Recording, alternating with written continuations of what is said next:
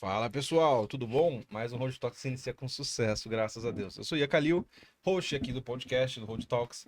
E antes da gente começar a chamar o Felipe aqui, e o Tarek também, recadinhos básicos que a gente sempre faz. Estamos aqui com o propósito de ajudar o Hospital Fabiano de Cristo. Então, o Road Talk surgiu há 4 anos atrás, de uma forma online, justamente para ajudar o Hospital Fabiano de Cristo. Então, depois de 3 anos online, a gente migrou aqui para o espaço físico, com o objetivo também de fortalecer e ainda ajudar mais o hospital. Aqui embaixinho está aparecendo agora para vocês um QR Code. Você vai conseguir pegar o celular, escanear, e nele você vai conseguir fazer doações, não importa o valor, 5, 10, 15 reais, cartão de crédito, débito, Pix. E a gente também é um podcast moderno, a gente conversou com o João Canhada, CEO da Foxbit, a gente está aceitando Bitcoin como forma de doação também. Tudo já vai direto para o hospital. Tem aqui também a chave Pix, se você quiser já digitar ali no seu banco. E isso é muito complicado, muito difícil, não sei o que é Code, não tem problema. Lá embaixo na descrição tem um link. Se você for ver lá, tem um link, faça a sua doação. Ele também já vai direto para o hospital. E lá você vai conseguir também fazer a doação, tem todas as informações ali, tá? Uma coisa muito importante que a gente fala. Doação, se você puder, tem a opção doar mensalmente, principalmente em cartão de crédito. Então clica lá, você vai colocar 5, 10 reais, não vai fazer diferença e vai ajudar em muito o hospital. Eles estão precisando da nossa ajuda e estamos aqui com esse propósito, tá? Então faça sua doação, nos ajude. E tô sem grana, a coisa tá difícil, não tem problema. Compartilhe esse papo com os amigos, com a família, coloca nos grupos de WhatsApp aí se você gostou do papo e aí nos ajude aí de fato a alcançar maior número de pessoas. Aproveitando, queria agradecer a Road Brasil, que está financiando aqui o nosso espaço físico, depois que a gente fez a migração. Então, obrigado, Road. Se tem alguma homenagem pessoa física, pessoa jurídica, fala com os caras são feras, tá bom? Vamos pro nosso papo. Você tá bom? Bora. Tô bem, já queria agradecer o Felipe aí por parar o tempinho dele para falar com a gente. Uma honra e seja muito bem-vinda. Obrigado. É um prazer estar aqui e trocar um papo com vocês. Hein? Yes.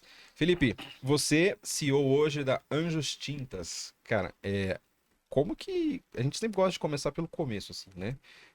Como que foi o início? Como que tiveram a ideia? Pô, vou fazer tinta? Como que surgiu tudo isso, né? Como que foi, cara? Cara, a história é legal. A Anjo, ela começou em 1986, foi fundada pelo Beto Colombo, meu pai. Ele trabalhava numa loja de tintas automotivas e tem um produto que chama massa plástica. A massa plástica é o produto que é utilizado para arrumar o carro. Então, se você bater o carro, fica aquele amassadinho, você vai na funilaria, ela desamassa, mas não desamassa 100%. Então, tem que vir com a massa plástica para nivelar novamente, primer, os outros produtos até pintar e envernizar e deixar o carro bonitão de novo. E a massa plástica, lá em 1985, por aí, a tecnologia dela não era muito alta. Então, a validade da massa era 6 meses. Só 6 meses. E nós somos lá do sul de Santa Catarina, né? Nossa matriz fica lá. E esse produto, para chegar lá, ele vinha a maioria de São Paulo. Lembra que nós estamos falando de 1985. Se hoje a gente já tem problemas logísticos, 1985 era muito pior. E o produto chegava na loja praticamente vencido, assim, muito próximo do vencimento, vencido ou ali pertinho, né? E esse produto, quando ele vencia dentro da lata, ele virava um bloco de pedra. Caraca. Não tem o que fazer com o produto, tem que descartar. E, produto químico, tem que descartar em aterro específico, tinha que pagar para descartar. Então, era um problemão grande da loja. E o Beto, ele trabalhava de segunda a sexta na loja de tintas. Sábado à tarde e domingo, ele trabalhava no açougue do sogro dele, do meu avô. Ele ajudava a carnear boi. E num desses finais de semana, ele tava lá carneando boi e ele viu um cara assim mexendo na prateleira de iogurte. E ele perguntou assim: ô seu Hildebrando, o nome do meu avô é Hildebrando, né? Seu Hildebrando, o que aquele cara tá fazendo lá na prateleira? Ele falou assim: ele tá tirando o iogurte próximo do vencimento e colocando iogurte novo. Aí ele assim: pô, por quê? Não, porque não pode vender iogurte vencido, vai dar problema de saúde e tal, pode dar multa pra gente. E ele disse: pô, se tivesse alguém que fizesse isso lá na loja com a massa plástica, ia resolver o problema. E aí, como não tinha ninguém para fazer, o Beto resolveu fazer. Ele comprou uma fábrica de massa plástica falida que tinha lá na região, chamada Proctu, Produtos Químicos Tubarão. E aí ele, claro, mudou o nome, né? Porque Proctu parece nome de remédio de próstata. Não parece? Proctu. Aí ele mudou para Colombo, Indústria e Comércio de Massa Plástica e depois virou Anjo Tintas. Na realidade, virou Anjo Química, porque a gente começou a fazer tintas só lá nos anos 90. Então, ele virou Anjo Química e depois virou Anjo Tintas. Então, a Anjo começou assim. E a primeira formação do Beto é teologia. Então, teologia, estuda as religiões. Caraca. Então, ele não sabia nada de química. Não sabe até hoje, assim como eu não sou formado em química, eu também não sei. Eu sei pela prática do dia a dia ali, que eu já estou há mais de 20 anos na empresa, oficialmente. Mas a formação dele era teologia. Então ele precisava contratar o primeiro químico. Como não tinha dinheiro, ele contratou o irmão dele de 15 anos de idade para ser o primeiro químico da empresa. Ou seja, também não sabia nada, né? E eles começaram na tentativa e erro até que chegaram numa fórmula de um produto e começaram a fazer esse trabalho. E ele ia nas oficinas, nas funilarias, demonstrava o produto tecnicamente, aprovava o produto tecnicamente. Demorou um tempo até aprovar, né? Porque tentativa e erro, né? Às vezes chegava lá com a massa plástica, pô, funciona? Não funciona, não tá secando. Tá, então bota um pouquinho mais do componente B. Aí ela, pô, tá secando muito rápido. Não, tá dura para lixar, tá mole para lixar. E aí foi até que assim, na tentativa e erro, até que chegaram no produto bom. E ele falou assim, não, agora vamos fazer o trabalho. Ele ia lá, aprovava o produto tecnicamente na funilaria e depois ele ia nas lojas de tintas e falava, olha, eu já aprovei nessas 20 funilarias, dessas 20, 10 compram de ti, as outras 10 não compram. Se tu colocar o produto aqui, eles vão vir comprar de ti, porque eu já aprovei lá. Tá? Então ele resolveu o problema de uma funilaria com produto bom e com preço mais acessível, porque não vinha de São Paulo.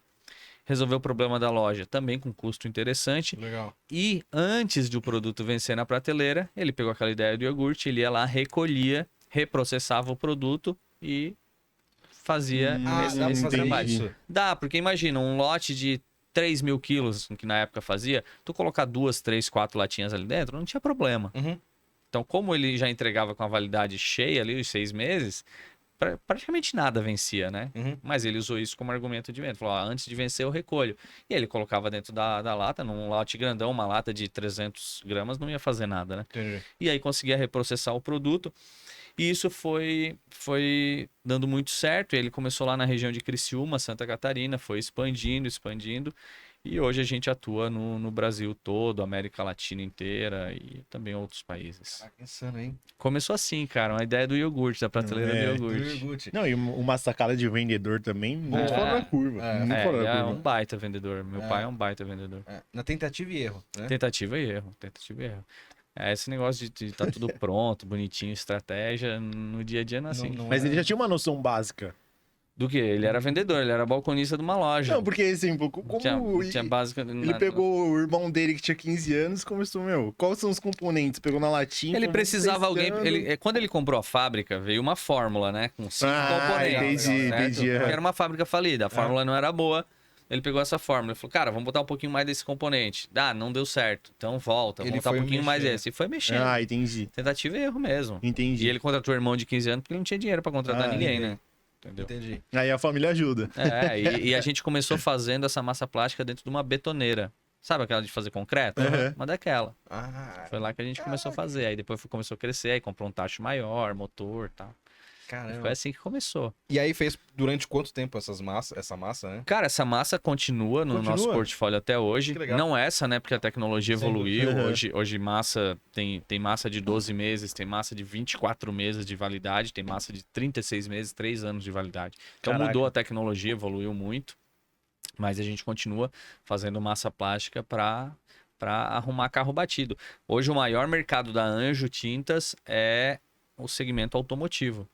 Então, se vocês já bateram o carro de vocês, tem grande chance de ter produto nosso no carro de vocês, porque a gente é a líder brasileira na repintura automotiva. Caramba! O Felipe ia estar dando dinheiro pra vocês, aí tá ajudando Sabe que um dia eu falei pra a minha esposa, eu tô com a minha esposa desde os 14 anos de idade, a gente tá junto há bastante tempo. Aí um dia ela nunca se ligou no que a gente fazia, né, cara? E aí um dia ela assim... Bom, vocês vivem da desgraça dos outros. Assim, não, a gente devolve a alegria pro pessoal. Assim, mas tem gente que tem funerária, né? Vive da morte dos outros. E aí eu falei pra ela assim, não quero que que o pessoal bata o carro, se machuque, mas assim, uma batidinha que não se machuque é bom. Cara, naquela semana eu bati o carro. Ela disse, tu não gosta? Assim, porra, sacanagem. Boa. E aí, como que foi? A empresa foi crescendo, aí vocês falaram, poxa, vamos querer diversificar o mercado? Ouviu que tinha uma oportunidade X ali? Como que aconteceu isso? Cara, lembra que eu falei que esse negócio de botar no papel estratégia, hoje existe, a gente faz, mas lá atrás não tinha nada disso. Então, a gente começou com a massa plástica. E aí a gente começou a crescer, em 92 a gente virou líder nacional na produção de massa plástica. O produto era muito bom, era diferenciado. E tinha um custo bem legal, a gente se tornou líder. E aí a gente estava presente no Brasil todo, e aí os próprios clientes falaram, pô, se vocês fazem massa plástica, por que vocês não fazem um primer?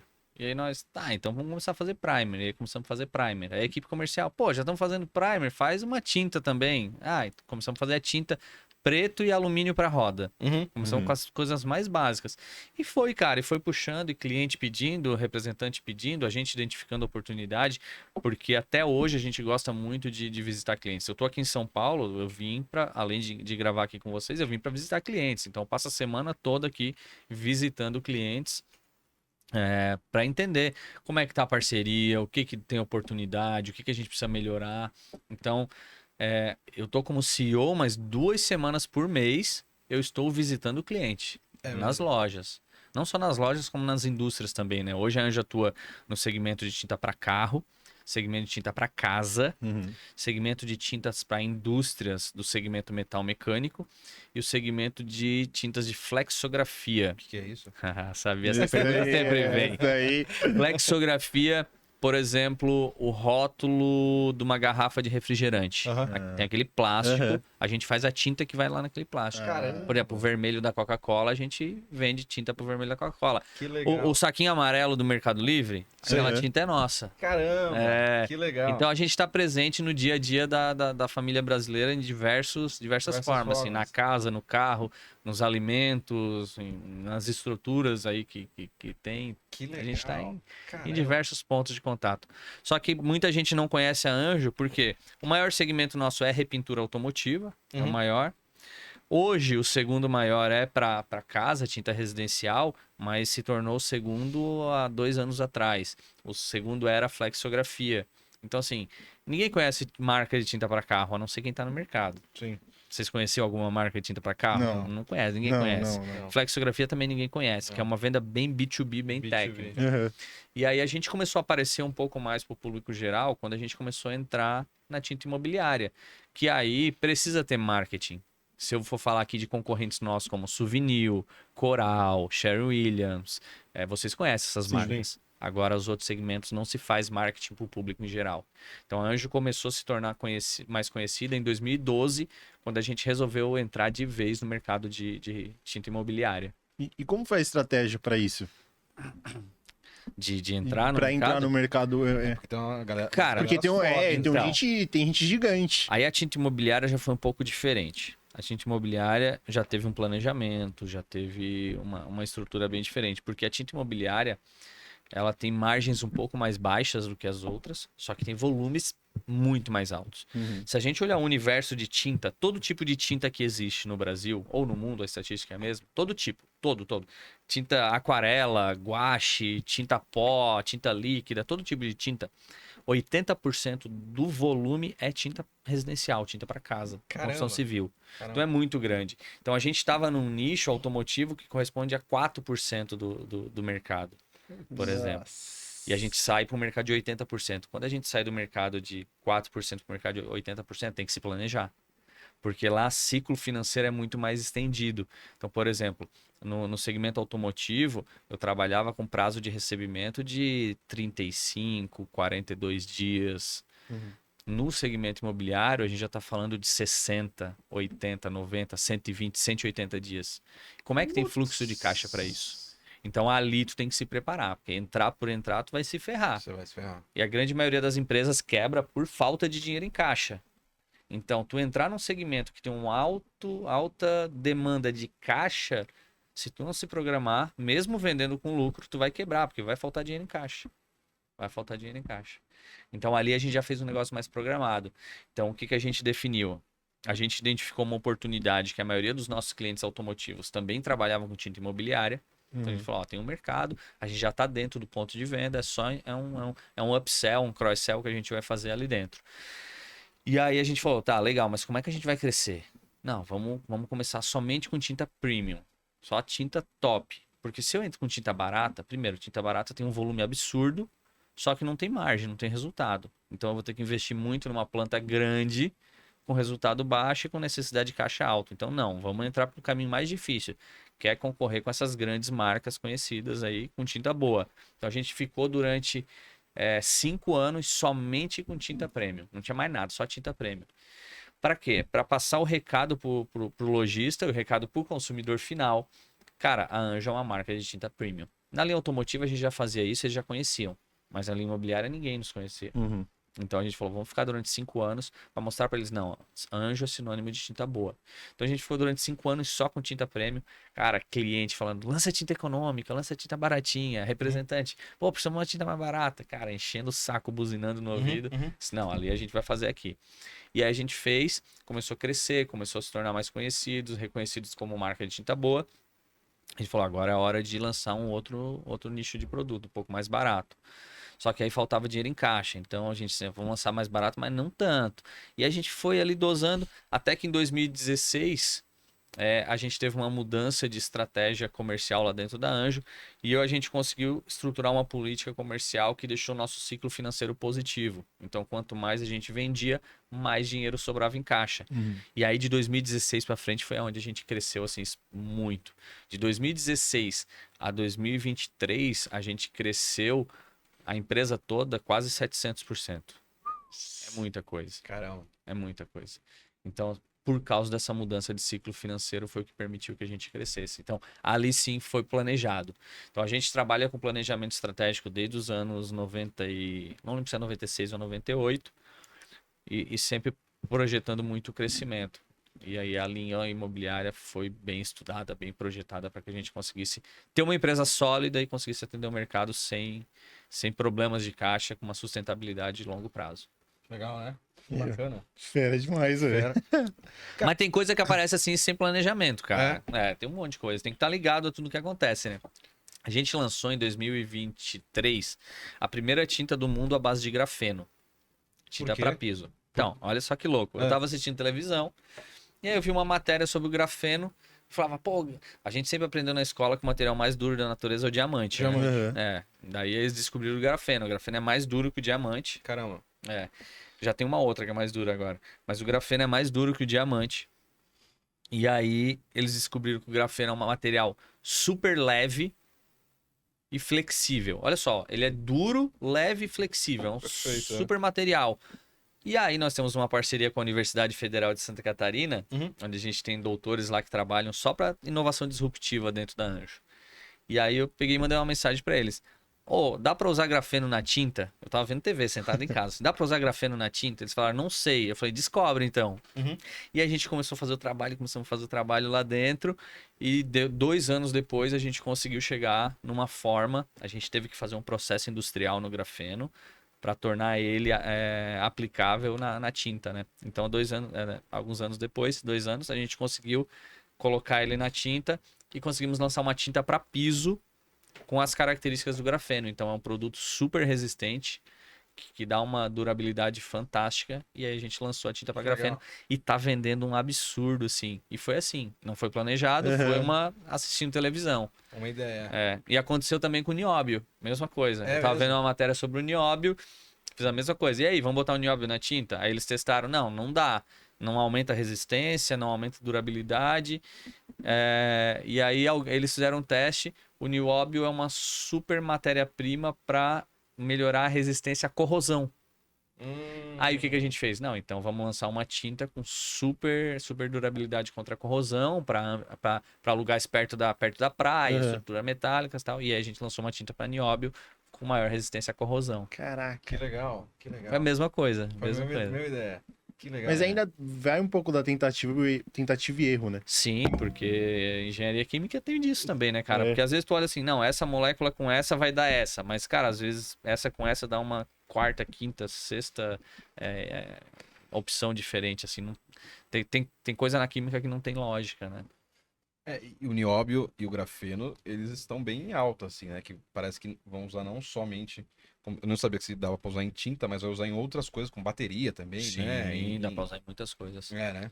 O grafeno ele começou a se popularizar usando estrutura metálica, porque ele aumenta a resistência do aço e deixa ele mais leve. Que legal. Então a Gerdau, por exemplo, é pioneira em uso de grafeno nas estruturas metálicas. E de onde veio o nome Anjos? Que é um bom nome, né? Cara, Anjo veio de um nome fácil de entender. Já teve várias histórias por trás disso. Mas assim, meu pai fazia teologia, ele estudava as religiões. E na época o nome da empresa era Colombo Indústria e Comércio de Massa Plástica. E como meu pai não tinha dinheiro e nem tempo para fazer uma faculdade, ele lia muito. Ele lê muito até hoje. Meu pai é filósofo hoje, filósofo clínico, ele é terapeuta. Que legal. E aí ele lia muito, estudava muito. E um dia ele estava lendo um livro de marketing. E ele leu que nomes com 4 letras são mais fáceis de gravar.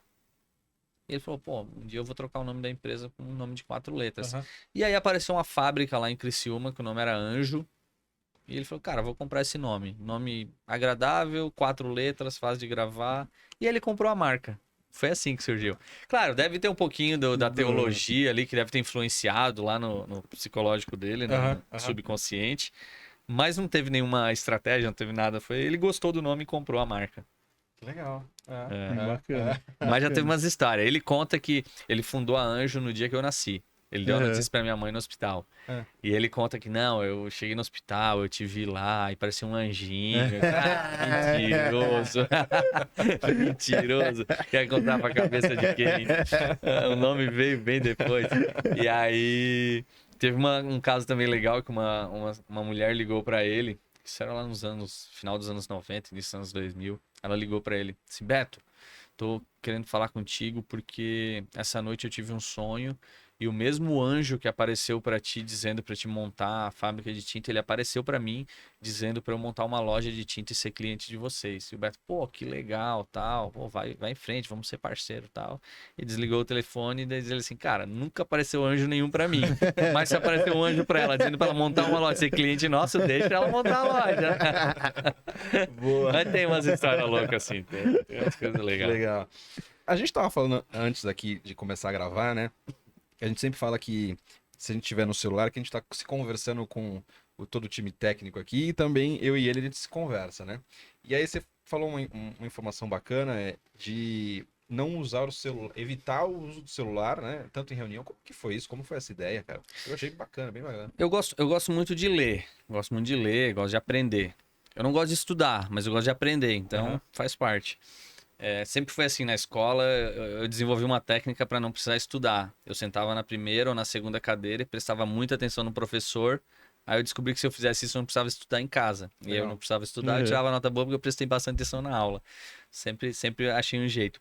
E aí um dia nessas minhas leituras, estava lendo um artigo, era um artigo em inglês ainda, de uma das universidades lá dos Estados Unidos, eu não lembro qual era, não era Harvard, era uma outra conhecida aí. Mas eles descobriram que o fato do celular estar próximo das pessoas deixa as pessoas burras. E como é que foi esse experimento? Eles pegaram um grupo e dividiram em 3 grupos de teste. O primeiro grupo fez a prova com o celular do lado ali, o celular ligado, funcionando. O segundo grupo fez a prova com o celular desligado do lado aqui também. E o terceiro grupo fez a prova com o celular em outro ambiente, fora. E eles tiveram um resultado impressionante, que quando tu faz a prova com o celular junto, ligado, esse grupo tirou a menor nota de todas. O grupo que fez a prova com o celular desligado também tirou uma nota muito ruim. Foi um pouquinho melhor, mas quase nada melhor do que esse grupo. E o terceiro grupo, que fez a prova com o celular em outro ambiente, tirou uma nota muito mais alta. E eles chegaram à conclusão que o fato do celular estar próximo da gente deixa a gente mais burro. Não deixa a gente mais burro diretamente, mas ele faz com que a gente perca a atenção. Então a gente tá sempre pegando, será que alguém me mandou uma mensagem? Sim. Será que eu recebi um e-mail? Será que alguém vai me ligar e tal? E tu tira o foco daquilo ali. Então a partir daquilo ali, lá na Anjo, a gente definiu que em reuniões, a gente não deixa entrar com o celular na sala. Todo mundo tem uma mesinha ali fora, o pessoal deixa o celular ali fora e entra para a reunião sem o celular. E Nas nossas convenções de vendas também, pô, a nossa última convenção de vendas tinha 180 vendedores. Cara, ninguém entra com celular. Ninguém. Caraca. Porque se entra com o celular, não presta atenção. Não presta atenção. Em momento que a gente precisa atenção plena de todo mundo, como uma reunião, um treinamento, uma capacitação, a gente precisa que as pessoas estejam ali prestando atenção, porque senão tá desperdiçando dinheiro. Então, nesses momentos, a gente não deixa entrar com o celular. E não entra mesmo. Não entra mesmo. Como foi a aceitação do É, e o pessoal começo, referente a isso? O pessoal aceitou logo de cara? Falou, mano, esse cara tá maluco. Cara, tu sabe que existem algumas decisões que não tem que ter aceitação, né? É Na igual, pera democracia. é igual pai, é igual mãe. Tem coisa que o filho, mas eu não quero fazer. Mas não perguntei se quer fazer, vai fazer e pronto. Cara, e lá na Anfam é assim, o pessoal, mas eu preciso porque se alguém... Não tem. Agora não tem mais. Eu botei essa regra e deu, acabou. Mas no começo é foda, porque... Nem sei se pode falar palavrão aqui. Não pode, mas no pode. começo é foda, porque o celular virou parte da gente, né? É. Sim. Aí tu deixar o celular longe, parece que cortaram um braço e tal. Mas hoje o pessoal se acostumou. Mas o pessoal fica falando, não, eu tô esperando a ligação de alguém, É. alguma coisa. Mas tem alguma exceção? Ou não? É regra e Não, ponto regra final. é regra. Regra é regra. Caramba. Regra é regra, não entra. E aí você achou que teve uma melhora da galera em relação a isso? Sim, com certeza. Com É? certeza. Cara, o pessoal presta atenção, tem que prestar atenção, e eles acabam sendo mais produtivos, né? Porque não tem nenhuma distração ali naquele momento. Entendi. Teve bastante diferença, cara. É. Teve bastante diferença. Falando um pouquinho dessa parte de gestão, assim, uma das ideias que você deu foi do celular. Eu achei fantástico. Quais ações que você como CEO toma, que você fala, puxa, isso aqui a gente acertou, ou isso aqui a gente errou em relação à gestão? Porque a gente já conversou com vários empresários aqui, cada um tem uma forma de gerir diferente, e é o que cada um faz de um jeito e dá certo. Tem gente que é mais centralizador e dá mais certo, tem gente que não é centralizador e também dá certo. Como que você atua, como que você acha que da sua maneira, você acha que tá funcionando, né? Eu não sou nada centralizador. Nada. Eu sou um cara que eu gosto de delegar muito e fazer com que a equipe se desenvolva para que a empresa não dependa de mim. Eu acho que um dos maiores egoísmos ou um dos maiores falta de responsabilidade é ter um super CEO, ou um super diretor ou um super fundador. No começo da empresa pode até funcionar, mas se tu quer uma empresa longeva, isso não pode ser assim, porque eu posso ter um mal súbito aqui agora e morrer. E se eu tenho uma empresa que dependa de mim, a empresa vai acabar ou vai sofrer por um bom tempo. Então eu construí uma empresa que tenha a decisão compartilhada entre a equipe, para mim é um modelo correto. Então lá na Anjo, eu não sou nada centralizador. Eu dou autonomia e responsabilidade para o time, e o time toma decisão. No começo foi difícil, porque eles vinham até mim o tempo todo e falavam, tá, o que eu faço? Aí eu falava assim, o que tu faria? Ah, não sei. Então vai lá, pensa e volta com a tua decisão. E é ruim, porque às vezes eu sou um cara que eu gosto das coisas rápidas. E aí eu, como CEO, falava assim, pô, eu já podia falar o que era para ele fazer e pronto, né? Mas aí eu não tô atingindo o meu objetivo. Então, hoje... Pô, já tô como CEO vai fazer 12 anos que eu tô à frente do negócio. Então hoje a minha equipe já sabe, quando eles chegam com algum problema para mim, eles já têm que vir com a solução e falar como é que eles chegaram naquela solução. Porque às vezes chegava alguém e falava, pô, nós estamos com esse problema aqui. Ele falava, eu acho que a gente tem que fazer isso. E aí eu via que ele não tinha considerado algum ponto, alguma coisa crucial. Eu falava, já considerou isso? Ele falava, putz, não. Tá, então considera isso e vê se a tua decisão vai ser a mesma. E já teve vezes que eles chegaram com uma decisão que era totalmente diferente da minha e eu sabia que ia dar pau. E eu falava, tu já considerou isso? Não, já considerei. Tá, e mesmo assim tu quer fazer desse jeito? Não, quero. Então, vai lá, velho. Vai lá, faz. Eu sabia que ia dar pau, porque eu já tinha feito a mesma coisa. Eu sabia que ia chegar no mesmo resultado. Então, assim, mas eu deixo pro pessoal aprender. Faz parte. Claro que isso é uma decisão extremamente importante. Pô, vão captar um investimento de 50 milhões e a taxa de... Não, eu não vou deixar, porque isso pode inviabilizar o negócio. Mas, assim, quando são decisões reversíveis... Cara, decisões reversíveis é tranquilo. Eu costumo brincar não, eu falo que tem dois tipos de decisão. A reversível e a irreversível. A irreversível, cara, a gente tem que sentar, analisar e demorar muito tempo para tomar aquela decisão. A decisão reversível, cara, tu pode ser um pouco menos criterioso nas análises, porque se der errado, tu volta atrás. Então, captar um investimento de 50 milhões é irreversível. Depois que tu captou, ferrou, meu. Se tu passar por uma crise, tiver uma taxa de juros ruim e tiver que pagar, tu inviabiliza o negócio. Então, cara, ali nós vamos sentar em cima, vamos analisar bem. Agora, pô, vamos mudar a política de preço disso daqui. Ó, vamos mudar. Se deu errado, mês que vem a gente muda de novo. Entendeu? Entendi. Ah, vamos mudar, sei lá, o pallet que a gente manda as cargas. Muda, se der problema a gente volta. Então, esse tipo de decisão é mais corriqueira e dá para voltar atrás, então não tem problema. E como você faz pra, tipo, dar essa liberdade pro time? Como foi o começo inicialmente? Porque, pô, você coloca a responsabilidade na pessoa e ainda mais, por exemplo, trabalhando com essa geração um pouco mais nova que é muito ansiosa e muito insegura, acaba gerando uma insegurança. Mas como foi esse início, basicamente? A maioria dos nossos líderes são pessoas que já estão na empresa há bastante tempo. Mesmo os jovens, assim, já estão na empresa há bastante tempo, né? A gente tem muita gente, assim, com mais de 5, mais de 10, mais de 15 anos na empresa. Legal. Nós temos gente com 30 anos na empresa. Nossa empresa tem 39 anos de fundação. Que legal. Então tem muita gente que tem bastante tempo de casa. Então essas pessoas já sabem como a empresa funciona e que tipo de decisão que elas podem ou não podem tomar com base na cultura da empresa, nos valores, nos princípios que a gente tem. Então, quando a gente define quais são os valores, e se eu defino lá dentro dos nossos valores, que um dos nossos valores é gestão ética, por exemplo, cara, ele sabe que se vier uma proposta para vender um produto pagando propina para alguém, a gente não vai fazer. Não é o tipo de decisão que a gente vai fazer. Então, os valores ajudam muito aos nossos profissionais, os nossos líderes tomarem as decisões. Então, eles olham para aquilo ali e falam: pô, um dos nossos valores é simplicidade.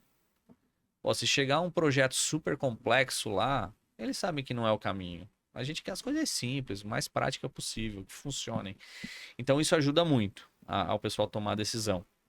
Outra coisa que a gente faz é colocar sempre um boi velho com um boi novo, né? Uhum.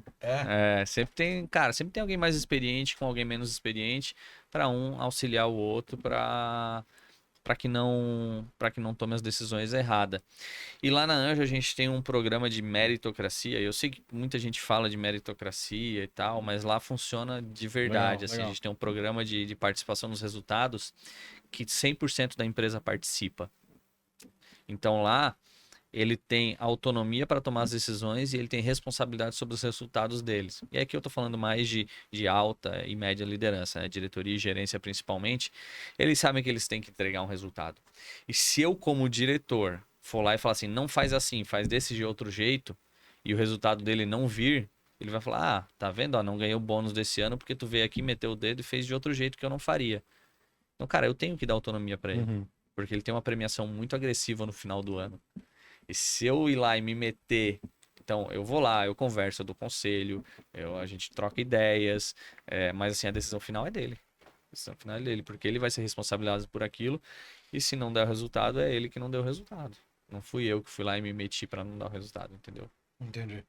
E aí vocês fazem um percentual ou vocês pagam um valor anual? É assim que funciona? Desculpa, eu não sei como que Nós temos 2 programas de meritocracia lá. Nós temos um que é para a empresa toda, que chama PPR, Programa de Participação nos Resultados, onde todos os profissionais da empresa toda têm a oportunidade de ganhar até 200% de um salário, ou seja, um 14º e um 15º, se atingirem as metas.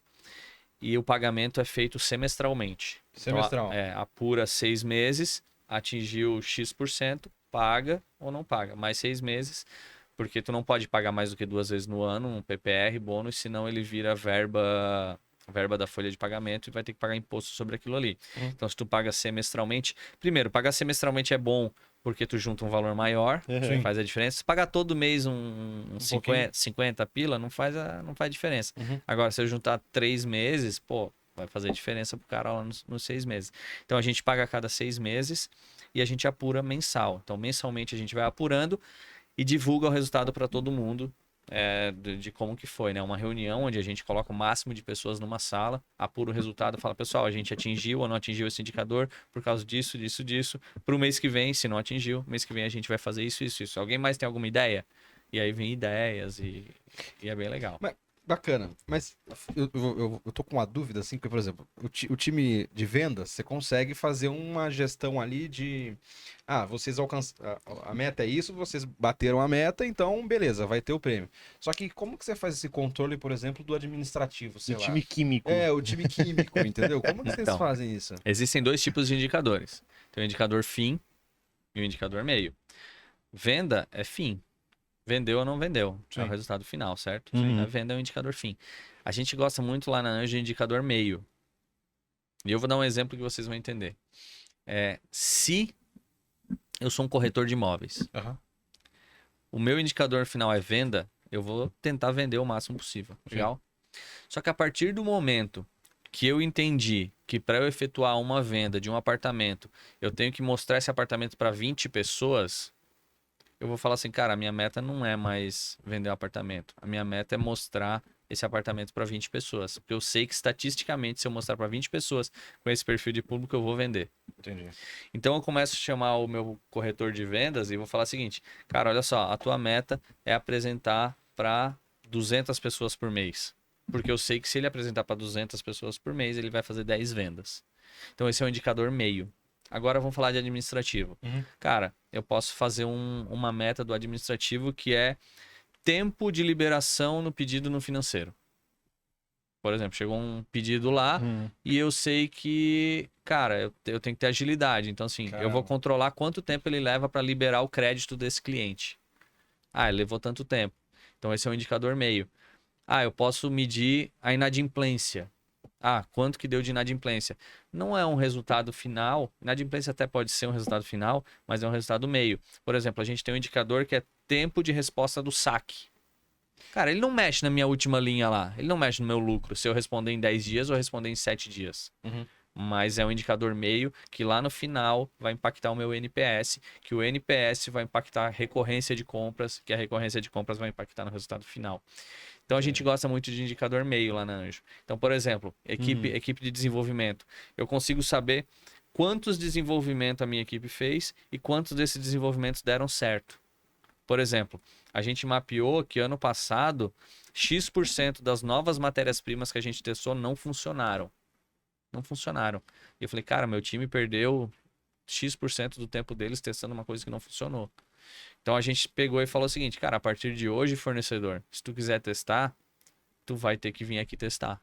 Eu não testo mais. Eu não vou pagar funcionário para testar para ti. Então tu vai entrar aqui, a gente criou um laboratório separadinho lá pro fornecedor, ele entra, ele testa. Deu certo, aí ele passa pra gente e a gente faz o nosso teste, porque a gente já sabe que deu certo.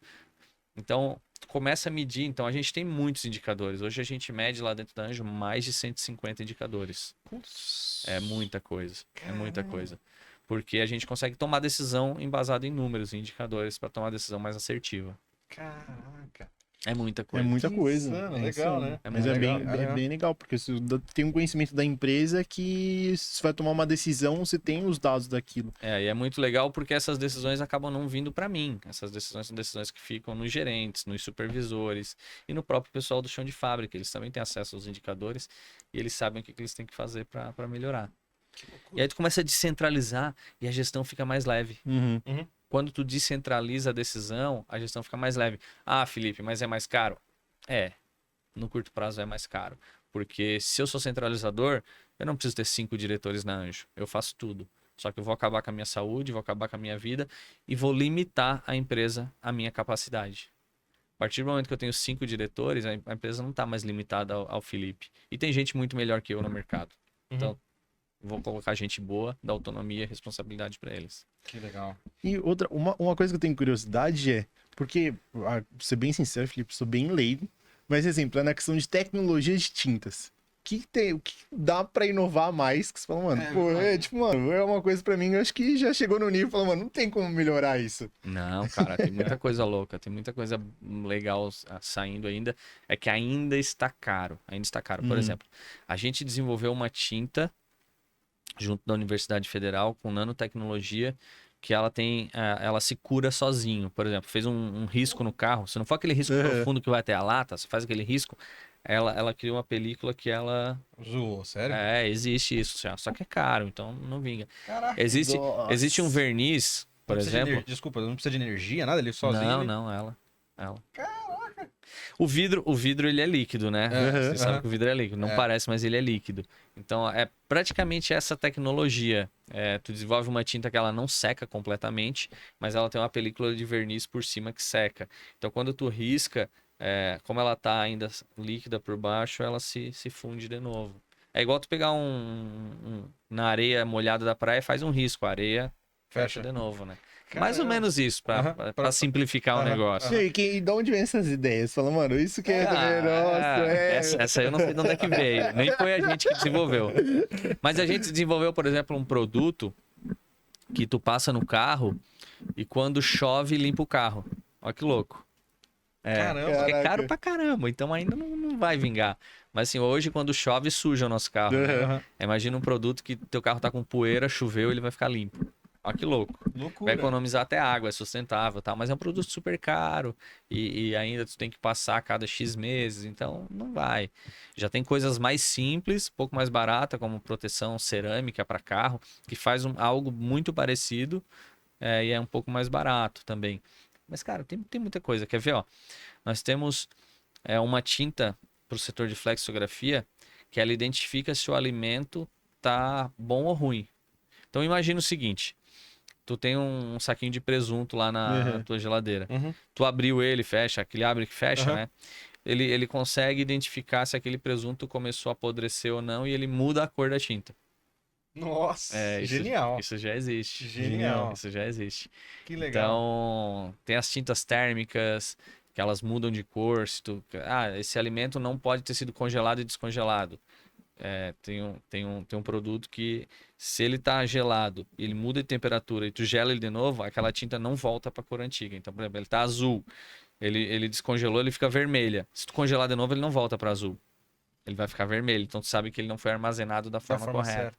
Então, cara, tem muita coisa. Nós temos, por exemplo, uma tinta que a gente desenvolveu na época do Covid, que é uma tinta para embalagem com uma tecnologia antibacteriana e antivírus.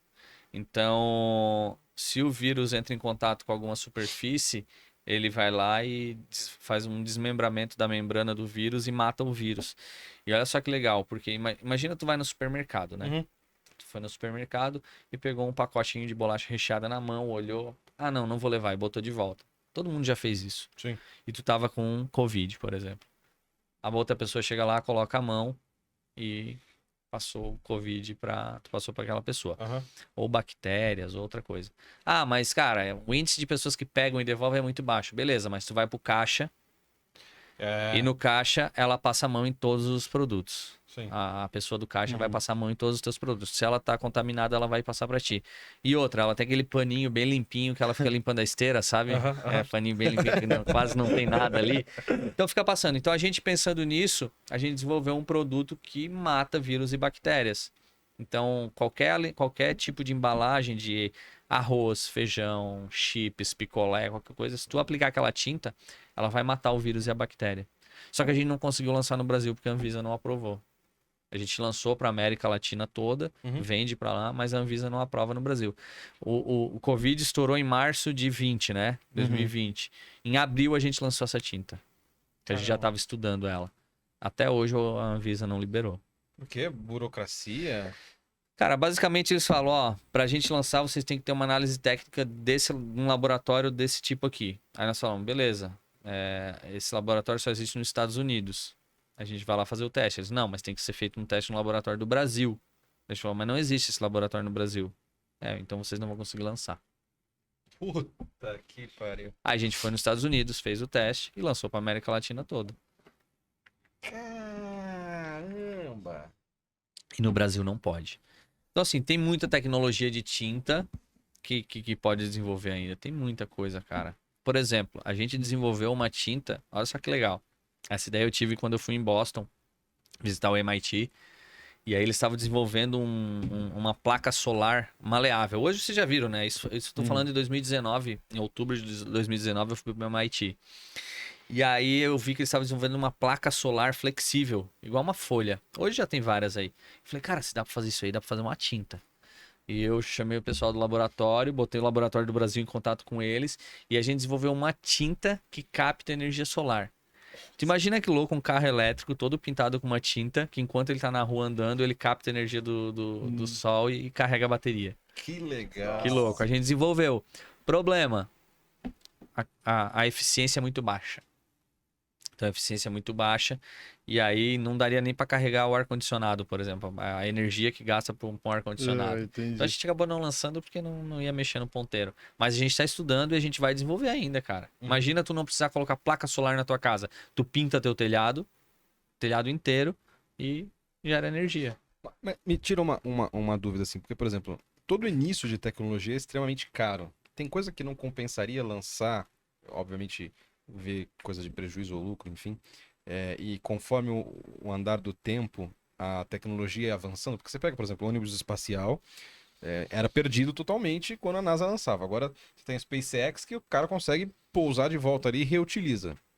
Teve esse período de usar, de fato, a nave ali, enfim, para depois a tecnologia avançar. Então você não acha que tem coisas que compensam ou não, de fato? Tem coisa que compensa e a gente faz isso. A gente lança algumas coisas. Agora tem coisa que não vai para frente. Tem coisa que não tem como. A gente não tem dinheiro infinito para ficar sustentando essas coisas, né? Entendi. Por exemplo, a gente lançou um solvente, um thinner, chamado Ecoeficiente. O thinner é o produto que tu usa para diluir a tinta. Então tu tem a tinta, tu bota o thinner, que é um solvente, tu dilui ela para aplicar ela. A gente desenvolveu um thinner que faz a mesma coisa que um thinner derivado de petróleo, porque o thinner, ele é muito usado, o pessoal cheira thinner, cola de sapateiro com thinner, cheira para ficar doidão, né? Caramba. Então a gente conseguiu desenvolver um thinner que ele vem 100% de fontes renováveis, não deixa o cara loucão, ou seja, não afeta o sistema nervoso central e emite até 80% menos de poluente para a atmosfera. Ele faz a mesma coisa que o outro, de fontes de petróleo, só que com esses benefícios todos. E a gente chamou o fornecedor e falou, olha, ficou muito caro. Ele ficou 25% mais caro do que o thinner normal. E ele falou, não, vamos lançar assim que vai vender. Eu disse, não, beleza, vamos lançar. A gente lançou, não vendeu quase nada. Aí chamamos eles de novo, falei, ó, vamos fazer um esforço. Vocês baixam a margem de vocês, eu baixo a minha e vamos lançar no mesmo preço do outro? Aí ele falou, vamos. Aí a gente lançou no mesmo preço. Cara, começou a vender muito. A gente chegou a vender 800 mil litros por mês desse produto. Passou uns 3 anos, eles nos chamaram e falaram, olha, não dá mais para subsidiar isso. Nós vamos cortar o subsídio. Eu falei, não, se vocês vão tirar, eu também vou tirar o que eu tô queimando aqui. E aí nós dois tiramos e o produto ficou 20% mais caro que o tradicional. A venda caiu de 800 mil litros para 5 mil litros por mês. Ou seja, o brasileiro quer um produto melhor, quer um produto mais sustentável, mas não quer pagar mais do que isso. Nosso poder de não é culpa do brasileiro. Nosso poder de compra é muito baixo. Uhum. Nosso poder de compra é muito baixo. Então, tem isso também. Entendi. Então, lançar um produto muito caro acaba ficando um nicho muito pequeno e não dá retorno. Entendi. E agora falando um pouquinho de sustentabilidade, que é uma briga com a indústria, né? Querendo ou não. E como a Anjo faz para quebrar essas barreiras, para entrar no mercado referente a isso? Você já contou um dos produtos, mas e no geral, tipo, também tem uma parte de pesquisa para fazer, para investir sempre nessas questões? Como funciona? Nós temos sim.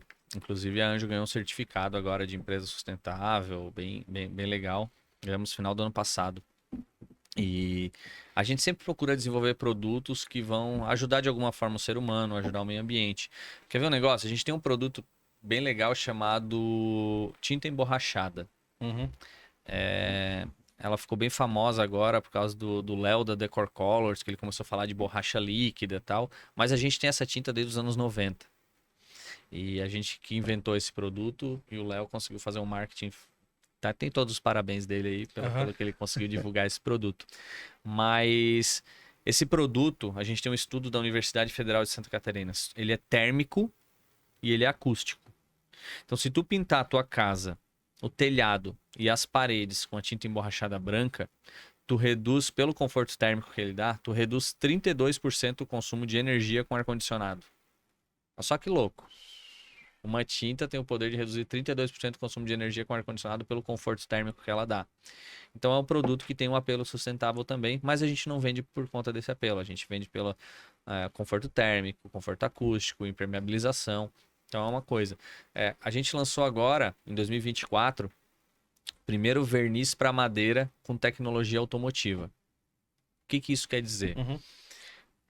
O verniz para carro não desbota, não queima, não tem uma durabilidade muito grande. E o verniz para madeira, cara, a cada 8 meses, 1 ano, se ele Tem que pega passar. chuva e sol, tu tem que repintar. E a nossa equipe sempre quis falar assim, não, vamos lançar um verniz para madeira. Eu falei, não vamos, porque eu tenho raiva de verniz para madeira. Porque, cara, lá em casa, a cada 1 ano eu tenho que repintar aquela porcaria. Pega sol e chuva, né? O meu deck. E aí eu falei, ó, só se vocês conseguirem desenvolver um produto que tem uma durabilidade boa. E eles começaram a trabalhar, e eles juntaram a tecnologia automotiva com a tecnologia imobiliária. Então eles conseguiram desenvolver um verniz para madeira que vai durar no mínimo 3 vezes mais do que qualquer outro verniz de mercado, porque a gente colocou absorvedores UVA e UVB automotivos dentro do solvente, dentro do thinner imobiliário, do verniz imobiliário. E com isso, eu vou fazer com que a madeira vai durar mais tempo. Ou seja, se a madeira durar mais tempo, tem menos o desmatamento, certo? É verdade. Porque a madeira vai durar mais. E parte do lucro da venda desse produto é convertido em destinação para projetos de conservação da floresta amazônica. O nome da linha desse produto chama Linha Amazônia. Então a gente lançou um produto que é um verniz para madeira com tecnologia automotiva que vai dar mais durabilidade, reduz desmatamento e ainda parte do lucro a gente destina para projetos de conservação da floresta amazônica. Legal. Então a gente está sempre pensando em ações como essas, Uhum. além de diversos outros produtos que a gente tem lá dentro, né? Bacana, bem legal mesmo. E aí, ô Felipe, outra coisa que eu gostaria de entrar, que acho que agora foge um pouco mais dessa linha de indústria em si, mas é referente, a gente já estava falando um pouco nos bastidores, mas é referente à gestão de família. Você falou que seu pai fundou a empresa e depois se tocou. E eu não sei, teve outro convidado aqui também que tem uma história um pouco Calas. parecida.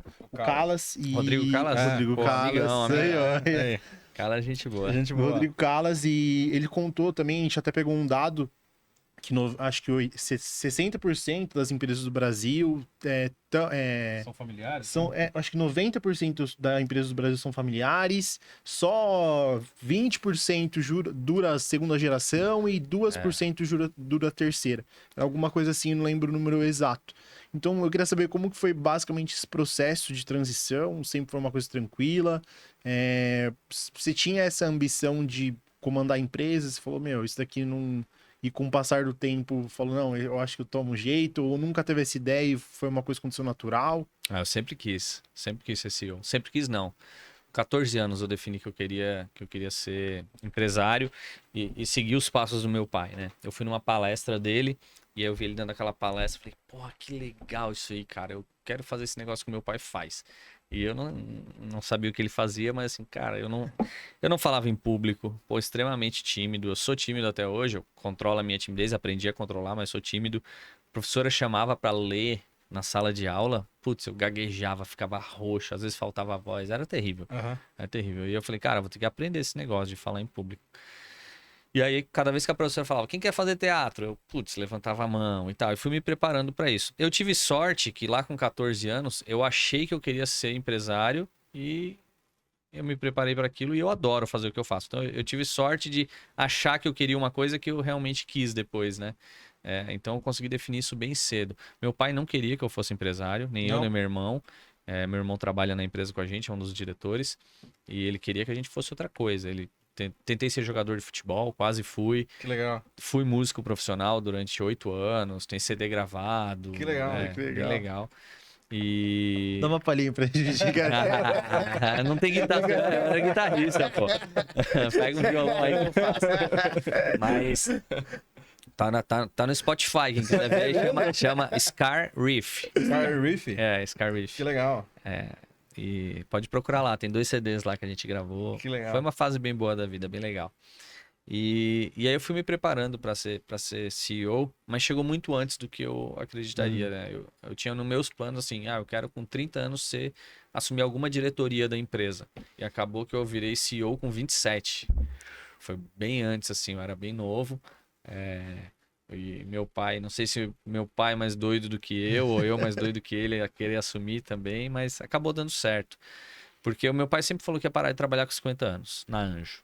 E no dia do aniversário de 50 anos dele, ele saiu e eu assumi. Novo, hein? Bem novo. Aham. E aí ele virou terapeuta, né? Hoje ele é terapeuta. E gosta muito do que faz e tá realizado. Ele é presidente do conselho ainda, né? Então a gente tem reuniões a cada 2 meses.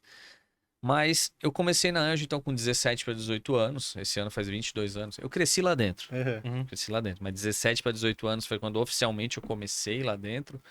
E eu fiquei durante 5 anos como trainee, passei por todas as áreas da empresa, 5 anos, fui subordinado de todos os diretores.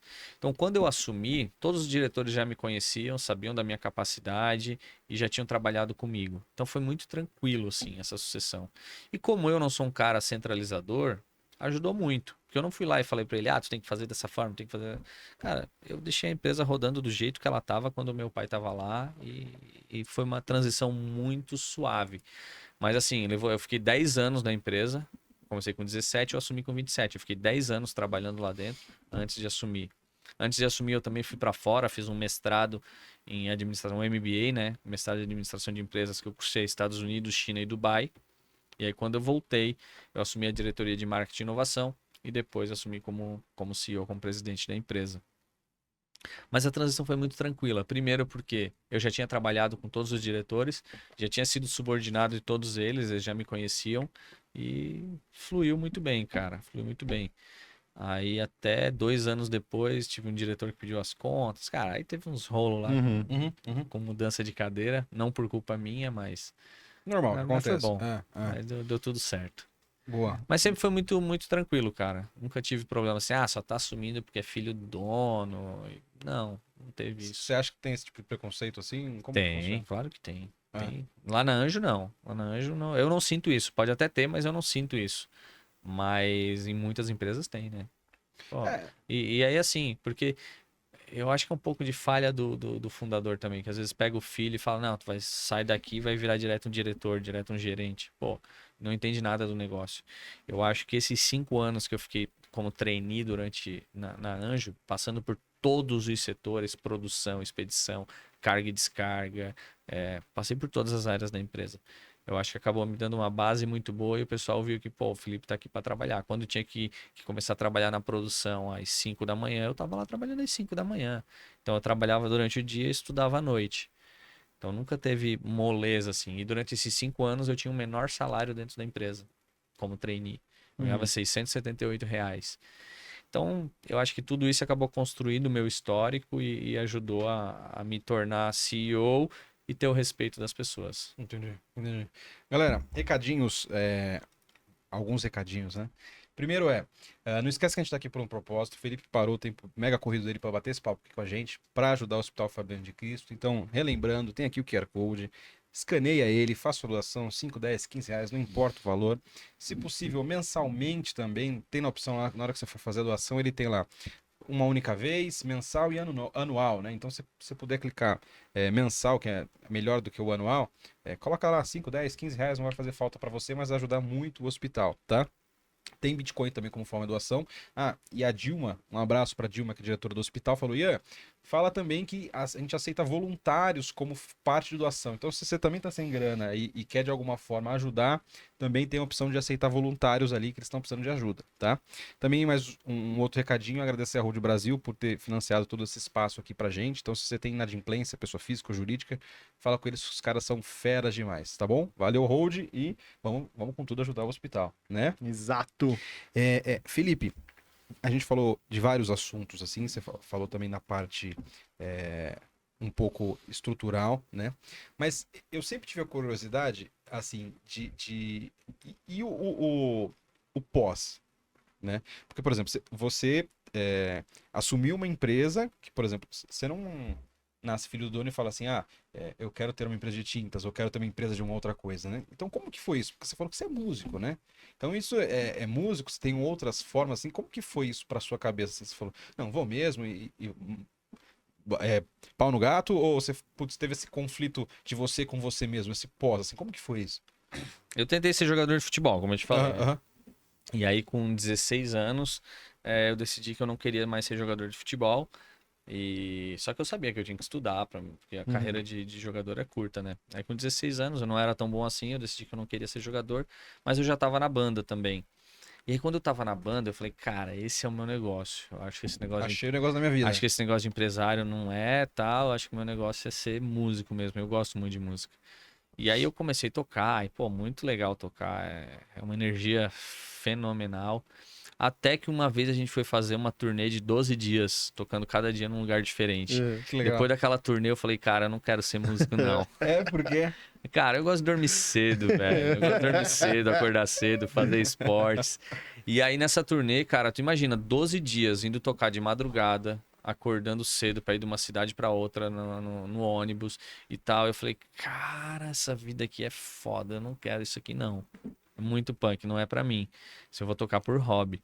A gente olha e acha que é fácil também. Tem aquilo Cara, também. tem gente que gosta da vida noturna, Não, né? Tem exato. gente que se dá bem. Eu não me dou bem com isso. Cachaçada, vida noturna, no outro dia eu não presto. Eu não presto, eu não funciono. Então eu gosto de dormir. Cara, se eu pudesse, eu dormia às 9h30 da noite. Se eu pudesse, eu não consigo. Eu durmo, sei lá, 10h30, 11 horas. Que é cedo aí, não. É isso que eu horário bom. E aí eu gosto de acordar cedo. Eu gosto de acordar cedo pra treinar, fazer esportes. Então, esporte faz parte da minha terapia. Esporte é minha terapia mental, né? Então, quando eu tô muito estressado, alguma coisa, eu vou correr, vou pedalar, vou fazer academia, vou surfar, qualquer coisa, qualquer esporte, fazer kitesurf, qualquer esporte que eu faço me ajuda muito. Então, eu tive muitas experiências na minha vida, minha vida me proporcionou isso, né? Eu estava aberto a experimentar. E aí eu vi que, cara, eu acho que eu não quero mesmo ser empresário. E, cara, ser empresário não é fácil. Nem um pouco. Não é fácil. Eu vivo 2 semanas por mês fora, longe de casa, visitando o cliente. Eu preciso disso? Não, não preciso. Mas o cargo exige disso. Então, se eu quero ser empresário, o meu cargo exige que eu esteja 2 semanas por mês fora de casa. E é ruim, porque eu tenho 2 filhos, eu tenho uma esposa, eles ficam com saudade, eu também. Então, é complicado, mas faz parte do que eu gosto de fazer. Eu amo o que eu faço. Quanto tempo eu vou fazer isso? Não sei. Acho que daqui a pouco tá na hora de passar para outra pessoa melhor do que eu, fazer diferente, dar outros saltos, fazer a empresa evoluir ainda mais. Mas eu gosto muito do que eu faço. Então... como eu falei, eu acho que eu tive a sorte de achar que eu queria uma coisa e eu realmente queria. Me dei muito bem ali. Mas assim, se eu não fosse empresário, acho que eu ia ter alguma coisa no ramo de esporte. Pô, eu já fiz Ironman. Ironman? Ironman. Não sabe o que é Ironman? Não. Ironman é uma prova de triatlon, Sim. onde a gente nada 3,8 km, pedala 180 km e corre 42 km. Sim.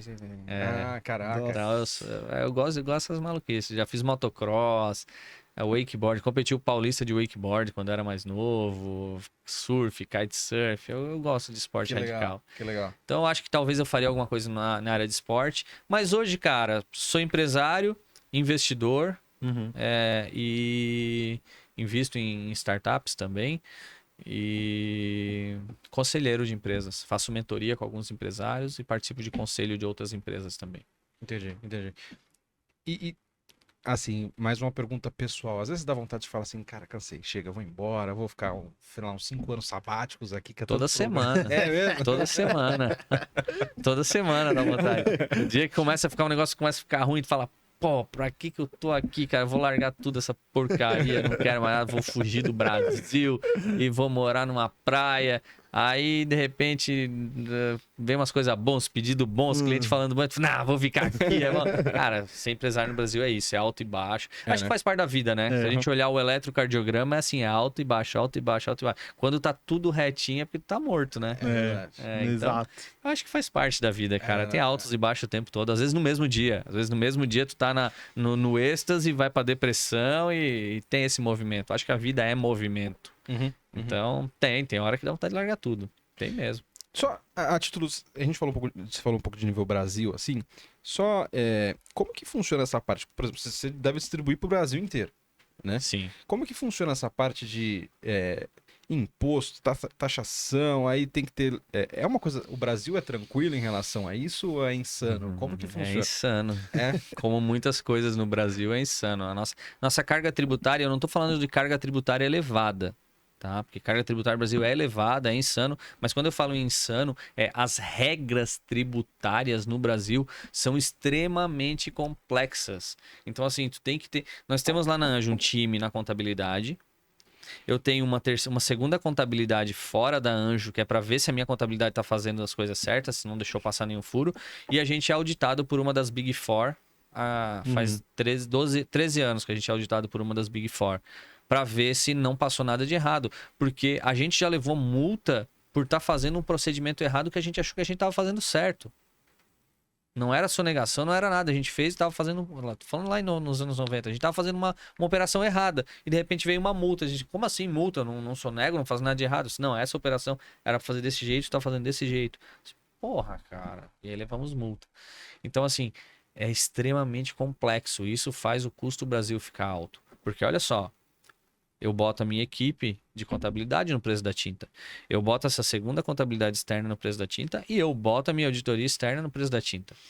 Tá tudo no preço da tinta. Se fosse um sistema mais simples, eu não precisava dessas outras duas. Eu ficava só com a minha equipe interna e isso baratearia o custo da tinta.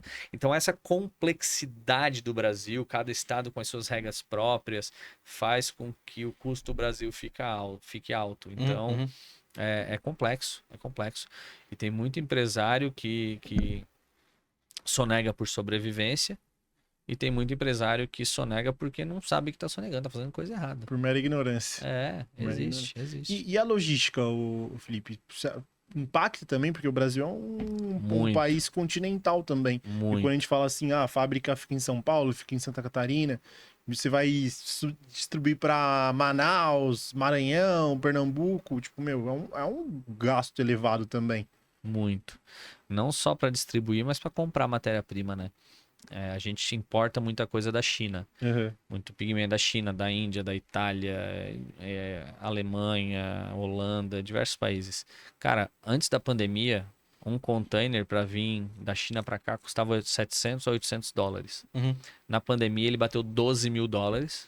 Nossa! Ele recuou para 3 mil dólares, não voltou aos 700, 800, 3 mil dólares, e hoje está na casa de 10 mil dólares de novo.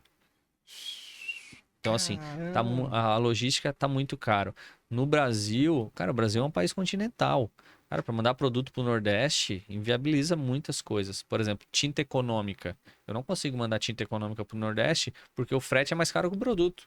Nossa. Então, quem vende lá é o cara que está lá no Nordeste produzindo lá, porque o frete acaba inviabilizando.